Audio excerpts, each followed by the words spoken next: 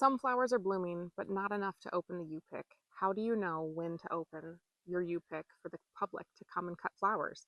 This has been a lot of learning on my part over the last few years, figuring out when you see a bud on a plant, how soon after are you going to see a full bloom? Of course, you also have to take into consideration the weather's going to change that. If it's really hot, they might open faster, and if it's colder, they might take their time. And of course, not every flower type is going to open at the same time, right? So right now I have several dahlias that are starting to bloom and a whole lot of dahlias that are not blooming yet. In our U-pick, I grow mostly dahlias, but I do have sweet peas as well. And the sweet peas are like in full bloom going right now, but they don't necessarily feel like enough for people to cut a cupful of sweet peas. I've done it before where it's a sweet pea you pick, and people that love them love them.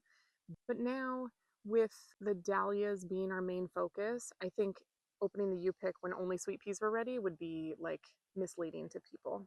So, as far as figuring out when a good opening day would be, what I actually like to do is I have a tentative date in mind, and leading up to that, I will give some first dibs U picks available only to people on my email list. Now, I've been building up my email list for years. And if you're running a small business, I strongly recommend working on your email list because majority of my sales and majority of my customers are on that list, and they like to get first dibs on things like U-Picks as well as entered in my giveaways.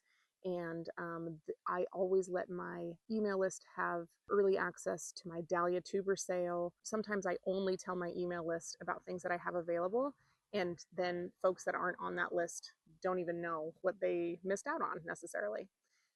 So strongly recommend the email list.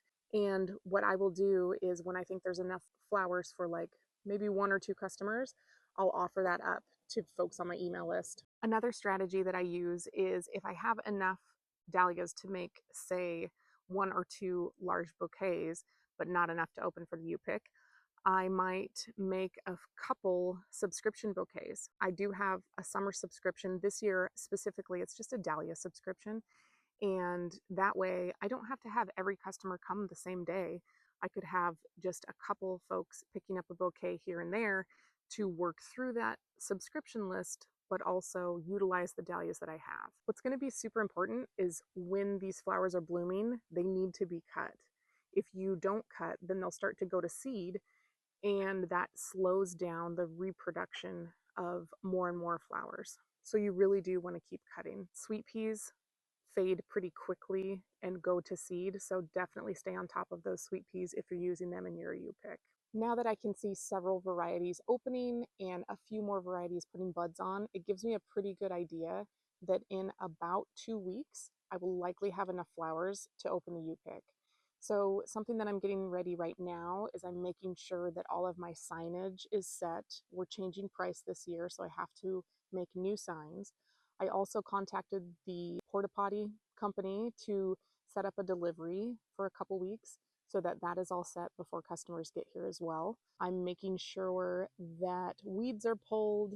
I'm making sure that I have enough cups and scissors and just everything getting set prior to letting people on our property for the U-pick season.